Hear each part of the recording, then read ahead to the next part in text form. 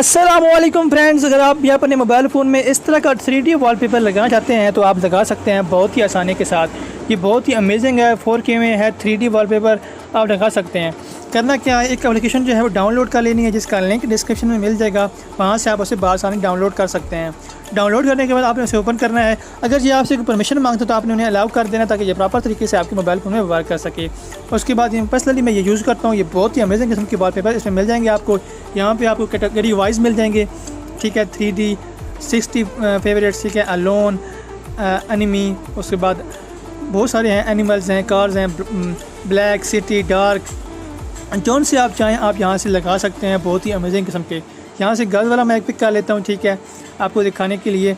जैसे ये add remove करते हैं यहाँ पे ऐड आ जाता है, क्योंकि ये पेडेबल होती हैं एप्लीकेशन तो इनका ऐड जो है वो मस्ट देखना पड़ता है। फर्स्ट करें हम ये वाली जो है एक एक फ़ोटो लगा लेते हैं आपको दिखाने के लिए। मैं कौन सी वीडियो लगाऊँ, ये वाली लगा लेता हूँ, ये वाली, ठीक है।